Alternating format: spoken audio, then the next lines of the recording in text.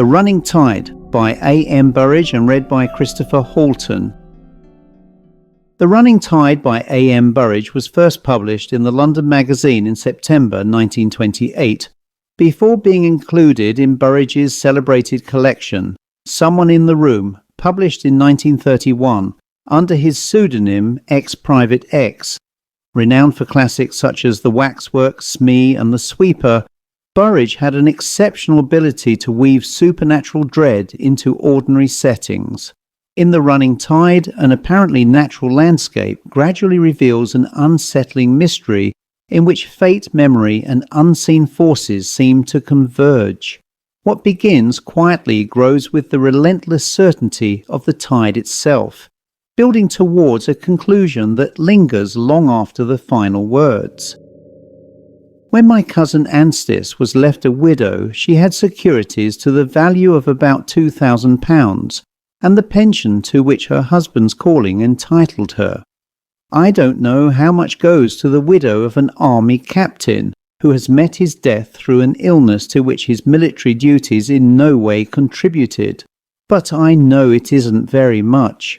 As soon as her affairs had been put in order and explained to her, with great pains and at no small cost by poor John's lawyers, Anstis began to see the necessity of doing something for herself.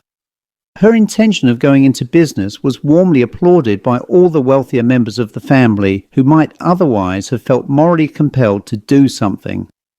If one has money and poor relations, it's very gratifying, I suppose, to see the latter develop a spirit of independence and get down to a job of work.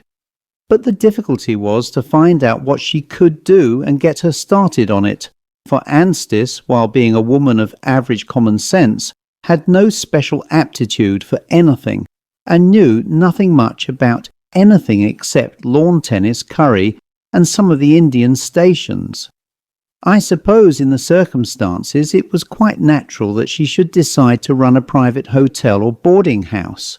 Women, when they go into business, love some kind of job in which they can be perpetually turning over ready money.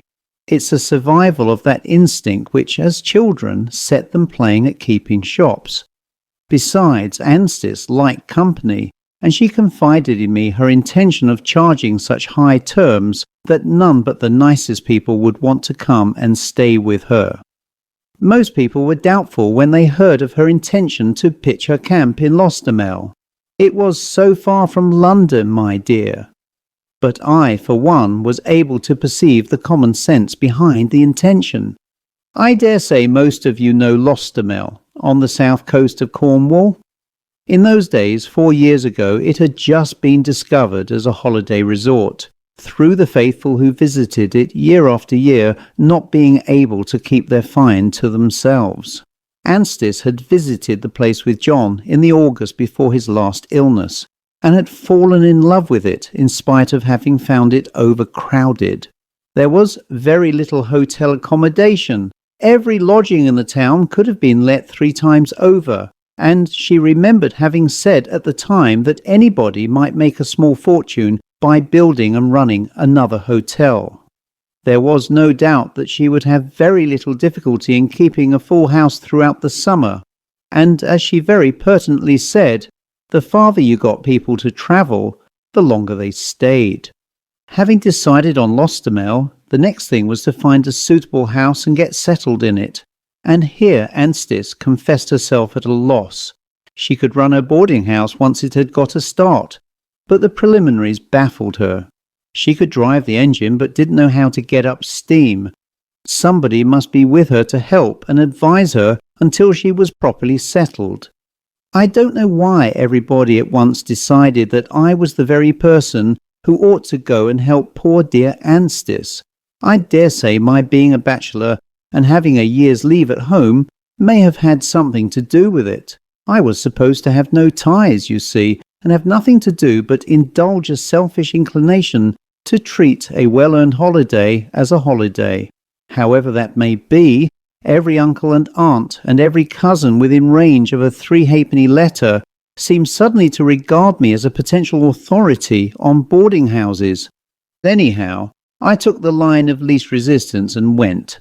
There were certain uncles and aunts whom it wouldn't have been politic to offend, and besides I knew and liked Lostermel. There's some bass fish in there that has to be tried to be believed, although nowadays it isn't what it was. So Anstis and I went down together in the early spring and put up at the ship.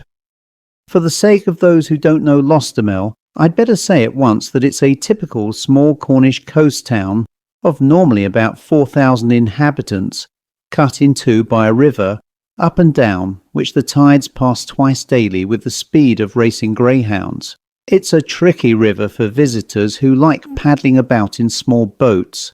They're liable to be left suddenly stranded on the mud until the tide turns, or shot out to sea like a pea out of a shooter, according to which way it happens to be flowing, and neither experience is worth having. The town itself is very nearly as old as the hills which hem it in on all sides except the seafront. It's just like any other small Cornish seaside town. Narrow streets, small and crazy-looking lime-washed houses, cobbles, stone steps going up precipitous slopes between one tier of houses and the next, and around everything a kind of atmosphere which gets into your head and is in itself a kind of tonic. In Lostermel you suddenly realise that England isn't after all one huge stinking industrial town seething with class hatred and discontent. This is England, the real England, you think, for you find big healthy men who haven't forgotten how to laugh, and all classes of people seem to mix together as naturally and happily as if we were already halfway through the millennium. As you thread your way through the streets, you half expect to meet sailors with stocking caps and tar pigtails, men from Nelson's fleet, privateersmen, sly-faced smugglers, and even a stray pirate masquerading as Honest Jack. For Lostermel was once a port of some consequence, but steam brought ruin to the town nearly 100 years before petrol began to bring summer visitors. In the old days of the wooden walls, men of war had rested in Lostermel harbour, and merchantmen from all over the world had unshipped their cargoes on the quay. But with steam came the giant ships, and the little harbour, shallow enough when the tide was in and mud when it was out, was given over to the fishing fleet. Anstis and I spent long hours every day on house hunting, which I soon regarded as a boring and unprofitable sport. Land values were going up and house values with them. All the houses on the market were too big or too small, or in an unsuitable position. Anstis was not easy to please. She wanted what she described as a darling old-world house with about 14 rooms facing the sea. And she wanted it at a price which put lines between the eyebrows of the local estate agents. When you've given up hunting for a thing, you often stumble across it accidentally. Every morning towards midday, I used to sneak away from Anstis if I could, and go and explore the wonderful old inns which you find in all the elbow-wide streets all over the town. There's a pub to every 4 adult inhabitants of Lostermel, and every one you go into is more curious than the last. And in the course of my explorations, I found the Queen of India, the interior of which looked like the deserted cuddy of a condemned hulk. The bar, with its smoke-grimed matchboarding, was deserted on both sides of the counter when I entered it, or so I thought, and I was rapping with some money in the hope of attracting attention, when I was startled to hear a loud and sinister laugh behind me, and a sudden rush of words. "Joe Fox is a dirty old crimp! Ya-ha-ha! Joe Fox is a dirty old crimp!" There is a fine old seafaring flavour about the word crimp. I believe it means, in the best technical sense, a kind of boarding house keeper who made a practice of doping and selling sailors to masters of ships about to embark. But I believe the term has been applied to other sorts of land sharks. I started and turned to discover, of course, that the information about Joe Fox had been volunteered by a parrot. He was a wicked old grey bird whose cage stood on a shelf just above a settle, and as I looked at him he chuckled hugely and began to mark time on his perch. I went over to him, of course, and as I approached he lowered his head to be scratched, and just missed my fingers with a vicious snap. I'd hardly started to curse him when I heard somebody stump into the room, and a moment later a red-visaged, wooden-legged landlord, with a face which might have been carved out of teak, was standing beside me and thrusting his fingers through the bars. "Kick, Nero," he said, and the parrot rubbed its beak against his stubby finger with every evidence of affection. "What do you think of Joe Fox, Nero?" asked mine host. "Joe Fox is a dirty old crimp," screamed the parrot. "Yah ha ha! Joe Fox is a dirty old crimp." "And what does Joe Fox live on?" Nero's master inquired. "Sailor's blood, blast him, sailor's blood." I laughed. "How on earth did you teach him that trick?" I asked. "Me teach him, sir? I've taught him naught. He knew them words in answer to them same questions afore I was born. I've only kept him up to it. I don't know how old Nero is, but he belonged to my grandfather, who died in 56. I've heard as Nero caught them sayings off another bird my grandfather used to have. What was old when this un was young? The two birds used to hang up side by side, and people had come up and asked the old one what he thought of Joe Fox until this got it off as pat as t'other." "That's interesting," I said. "Who was Mr. Joe Fox, and how did he like it?" Mine host winked at me. "I reckon Joe Fox was dead before any parrot dared talk about him," he said. "I don't know when he lived, if he ever lived at all, but if he did, he left a name behind him, which don't smell very sweet to this day. When I was a lad, old people used to tell tales about him that they'd heard from their grannies. They say he kept a pub here called the Running Tide, back along in the days when he was fighting the French in the daytime and doing a bit of free trading with them after dark.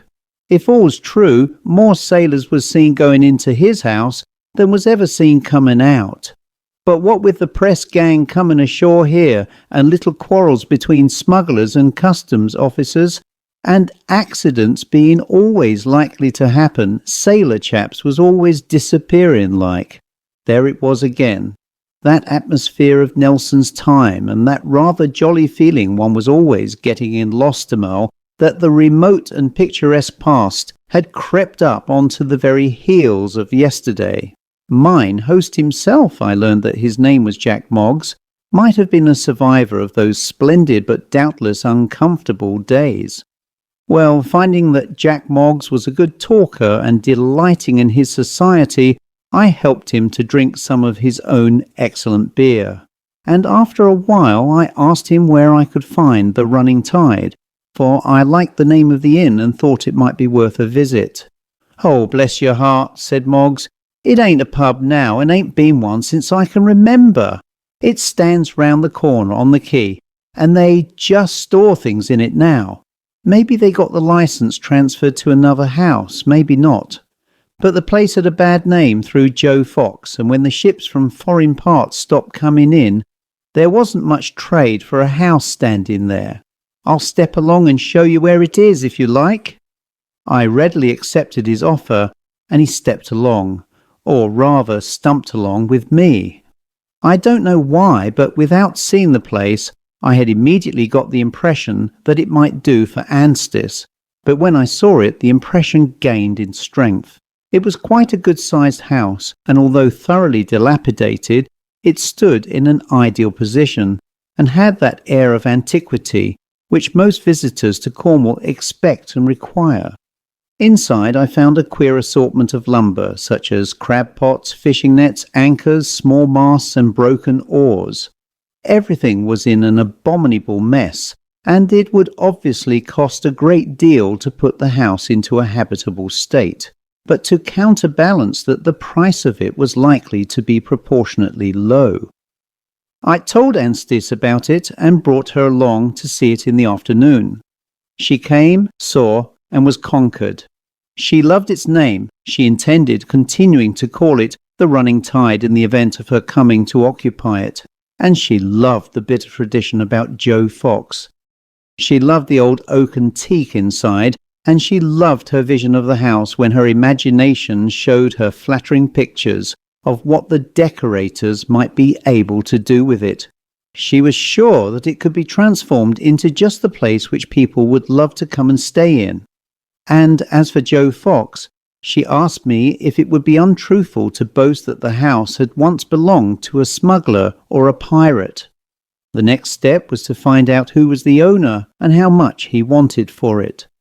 I managed both for her that very day. The price asked was even less than I had estimated, and a deposit was paid over within the week. I had then to make careful notes of everything Anstis wanted done to the exterior and to the interior of every room, and to endure long interviews with Mr. Ephraim Barbell, the head of a local firm of builders and decorators. Getting the house habitable was, as I had warned her, a costly job. Anstis was not short of ready money, for one of our uncles had stood guarantor for a pretty long overdraft, and it wasn't easy to get her to listen to any advice about economy. It was such a love of a house, she said, that it deserved to be made perfect. Besides, her contention was that if you intend rooking people for 5 or 6 guineas a week, you must give them a nice house to live in. It was a pretty dear place by the time she'd done with it, but I must say that the result almost justified the expenditure. By the time the summer season had started, the furniture was in. She'd given a London firm carte blanche, and they filled it with imitation antique stuff, and the house was ready to receive guests. 2 of Anstis's women friends had booked rooms and were due to come on the last week in June. I thought then that I might safely say my nunc dimittis so far as Anstis was concerned, but she wouldn't hear of it.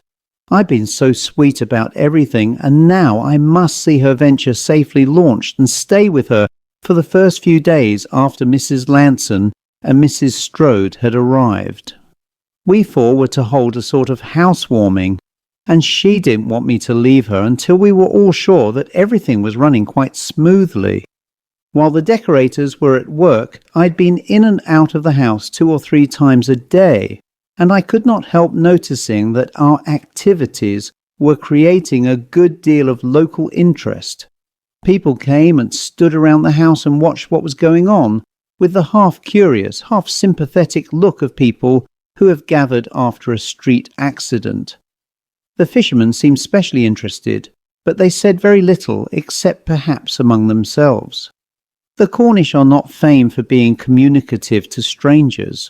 One man, however, with whom I had got into conversation, told me that he didn't think the London lady would like the house. He said under pressure of questions that it was likely to be too noisy for her.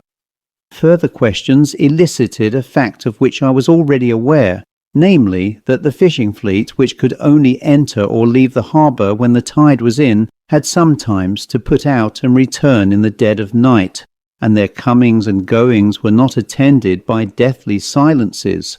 But I thought that a minor inconvenience, and one from which other waterside hotels and boarding houses had to suffer. On the night before we were due to occupy the house, I went on an errand from Anstis to see that everything was in order. The servants were already installed and were supposed to be preparing the house for our reception. We had just had the water laid on, and Anstis was fidgety in case it shouldn't be working properly. Besides which, I think she was anxious to find out how the servants were behaving. We hadn't been able to get local servants, but that hadn't given us to think, for Lostomel shared in the pretty general scarcity. Anstis had engaged 4, 2 girls from Plymouth and a married couple named Hockley, who were to act as butler and cook, respectively, and who had lately been in service at a big house near Liskeard. The quay was deserted, for the tide was about half out, and the fishing fleet had gone to sea some hours since. It was a dark night, and it must have been after 10 o'clock, so that I half expected to find that the servants had gone to bed. However, the way by which I came took me past the kitchen, and I saw both the windows lit up and heard voices from within. And when I got round to the front of the house, I saw that the dining room window was dimly illumined and that somebody was standing just behind the glass. I went close to look and see who it was. I'd seen the Hockleys before and liked them well enough, but I hadn't encountered either of the 2 maids. Thus, when I stared at the woman who stood looking out of the window, I naturally supposed her to be one of them, and was momentarily staggered by Anstis's choice of servants. I needn't particularize too much. The woman who stood in the window leering out upon the empty quay was obviously of the coarsest type which abounds everywhere where there are seafaring men. She was dark and handsome enough after a bold and sullen-seeming fashion, and I saw her plainly enough to remember that she had heavy but plain rings bored through her ears. Seeing me, she gave me a brazen grin and jerked her head back a little, as if inviting me to enter. This was a little too much. Angry and yet half laughing at the ghastly mistake for which I imagined Anstis's innocence was responsible, I made quickly for the front door. Enter I did, and quickly, having a key, and I made straight for the dining room to interview the lady who, it seemed, had been so unfortunate as to try her siren attractions on her mistress's cousin. Rather to my surprise, I found the dining room in darkness, and when I had switched on the electric light, I saw that it was empty. At the same moment almost, the kitchen door opened, and a gruff voice asked who was there. This was Hockley's, and I called out to reassure him. He came through the passage from the kitchen to meet me in the hall. "It's all right, Hockley," I said. "I've just come in to have a look round. One of the maids was in here just now." He interrupted me quickly, and I noticed that his eyes dilated a little as he spoke. "No, sir, not one of the maids. We're all together in the kitchen." "Then it must have been a friend of one of you. There's no harm in your having friends here so long as they behave." Once more he cut me short. "Was she a big dark woman with earrings, sir?" "That's right. Who is she? I'm glad to know it isn't one of the maids. Whoever she is, I'm quite sure your mistress wouldn't approve of her being here." The man eyed me doubtfully. "She looks like—" he began and stopped abruptly. "What our grandmothers would have called a painted hussy," I said with half a laugh. "Just so, sir. I've seen her myself. But I don't know who she is, or how she got into the house, or how she got out again. We'll go all over the house if you like, sir, but we shan't find her." I stared hard at him. "I don't understand you. Somebody must know something about her. Haven't you questioned Mrs. Hockley and the maids?"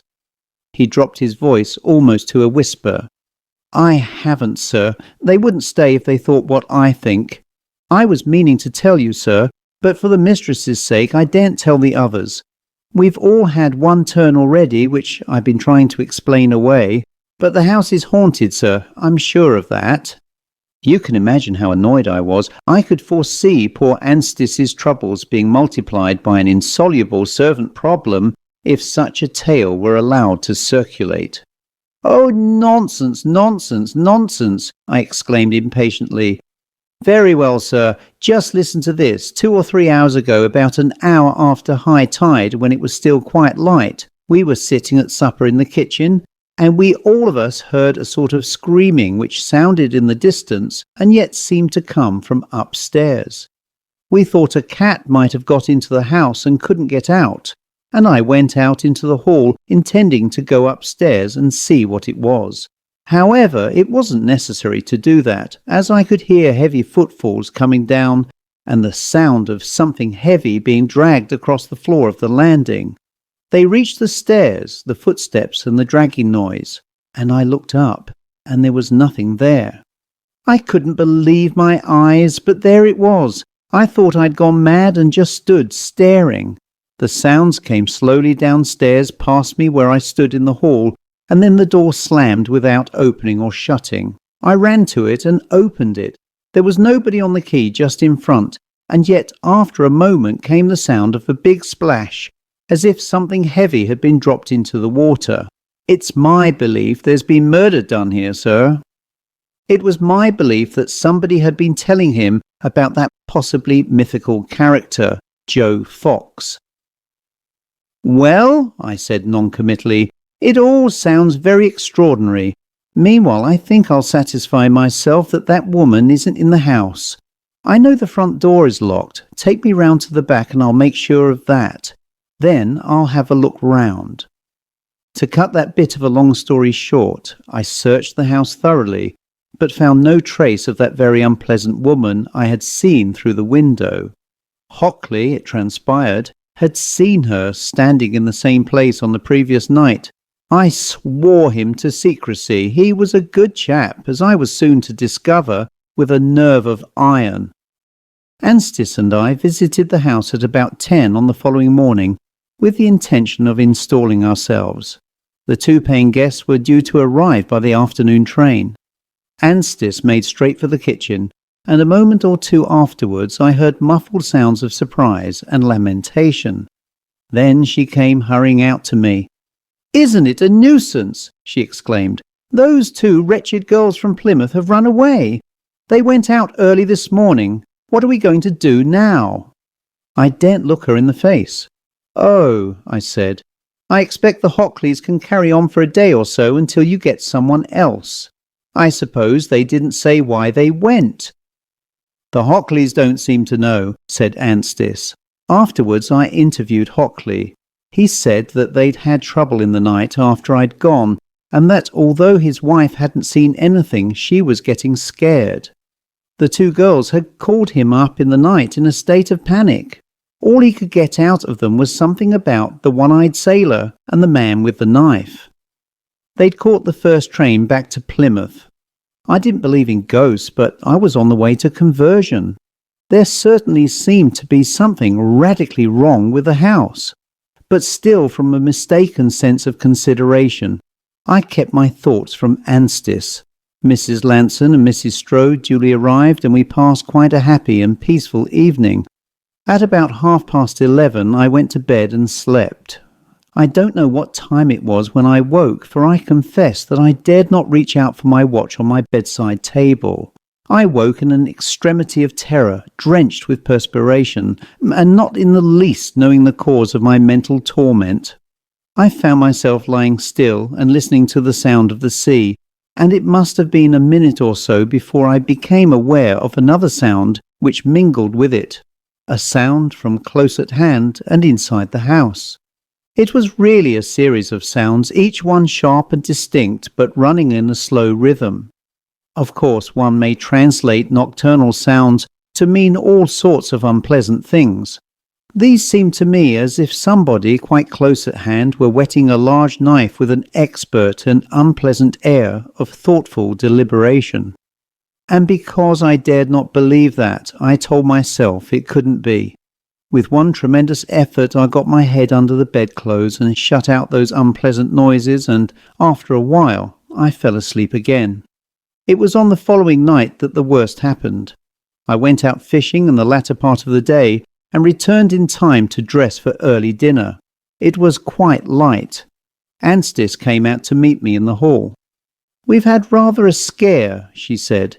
"Some man's been into the house and taken something out. We were all sitting in the drawing room just now when we distinctly heard a man dragging something downstairs and across the hall. Then the front door banged. I naturally thought it was Hockley who'd gone to throw some rubbish over the quay, and went out in the hall to waylay him when he came back and tell him he must use the back door for that sort of thing. But it seems he was in the kitchen all the time. Whom do you think it could have been?" I could only shrug my shoulders. "If nobody's lost anything, I shouldn't worry," I said. "I dare say it was Hockley, and he remembered himself and returned by way of the back door." I was still hoping for the best, you see, and trying to keep things from the 3 women. I don't need to be told now that I was wrong to have done it. That night I didn't go to sleep at all. At about midnight, when I was just beginning to doze, I was jerked into full consciousness by a terrible and blood-curdling scream. It was followed by the banging of a door and a rush of feet on the landing. Then came Mrs. Lanson's voice, high-pitched and cracking with terror. "There's a man with a knife in my room! There's a man with a knife in my room!" I sprang out of bed just as I was in my pyjamas and ran out onto the landing. Mrs. Lanson stood there in her nightdress, her face a mask of terror, and modesty flung to the 4 winds of heaven. "He's looking for someone, a man with a knife." Before I could move, another scream rang out, this time from Mrs. Strode's room. "Help! Help! Help! He's in here! He's in here!" I made a rush for Mrs. Strode's room, and Mrs. Lanson dived into mine. There was nothing in Mrs. Strode's room except Mrs. Strode herself. She was sitting up in bed, gripping handfuls of bedclothes and staring straight before her out of dilated eyes. "Where is he?" she cried. "Where is he?" "The man with a knife?" I made myself ask. No, a sailor. A sailor with a patch over one of his eyes. He was crawling about on the floor in an agony of terror, looking as if he were trying to hide. "Oh, don't go, don't leave me alone, take me with you." That was enough for all of us. We camped out in the drawing room for the rest of the night, and presently the Hockleys joined us. What had really happened to them I don't know, except that Hockley afterwards told me they'd seen murder done, and Mrs. Hockley sobbed and shivered and whimpered all night. Fortunately, it was a very short night, and when light came, Anstis and I returned to the hotel at which we had been staying, taking Mrs. Lanson and Mrs. Strode with us. And later in the day I dismissed the Hockleys, paying them something above their month's wages, which they well deserved. Anstis, who had come off lightest of any of us, wisely decided never to spend another night in that house. Nor did she, and nor did I. I suppose the explanation's simple enough if one accepts the hypothesis that such things can happen. I haven't the least doubt that it was a house to which sailors were once decoyed and afterwards robbed and murdered, and their bodies given to the outgoing tide. At least one of these evil deeds has left an ineradicable impression upon the house. Thus I am sure that I saw the decoy, that Mrs. Lanson saw the murderer, and Mrs. Strode saw the victim. Anstis sold the house at only a small loss to a retired naval man, who said he didn't believe in ghosts. She was perfectly frank with him, but he insisted that phenomena of that sort, in which he protested that he didn't believe, would be an additional attraction. However, I think he believes in ghosts now, for he did not stay very long, nor has the house been inhabited since. It stands empty to this day, save for the crab pots and nets and masts which have found their way back, and already it is half in ruins again. The end. Burrage understood that the finest ghost stories rarely depend upon spectacle. Instead, they leave us questioning the familiar world around us, and wondering whether some places keep memories that neither time nor reason can erase. If you enjoyed tonight's reading of The Running Tide, I'd be delighted if you would subscribe, leave a comment, and join me again as we continue to rediscover the forgotten masterpieces of classic supernatural fiction. Until next time, keep to the light and tread carefully where the tide returns. For several years I've devoted myself to creating original ghost stories, strange tales, atmospheric narrations, and supernatural fiction through haunted tales of darkness. What many people perhaps do not realize is the amount of work involved behind the scenes. The writing, editing, research, recording, artwork, publishing, and production that goes into trying to create something worthy of the great tradition of classic supernatural storytelling. I continue to do it because I genuinely love the work. Some months ago, however, YouTube effectively removed my ability to earn revenue from the channel, claiming that my content was somehow inauthentic. I was far from alone in this, as many other readers, writers, and narration channels were similarly affected. Ironically, this has happened at a time when the platform itself is increasingly flooded with AI-generated material. Part of the issue, I suspect, is that YouTube strongly favors midstream advertising, which is completely at odds with the kind of immersive storytelling experience I try to create. Interrupting a ghost story midway through with loud advertising breaks the atmosphere and destroys the flow for both reader and listener alike. A number of people have asked whether there is another way to support the channel and my writing directly, and that would be by supporting me through Patreon for anyone who wishes to help support future stories, books, narrations, and projects. There is absolutely no obligation, of course. Watching, listening, commenting, and sharing the work already helps enormously. But for those who would like to contribute monthly or simply leave the occasional gift of support, it would be deeply appreciated and would directly help me continue creating new material. Thank you to everyone who has followed and supported Haunted Tales of Darkness over the years.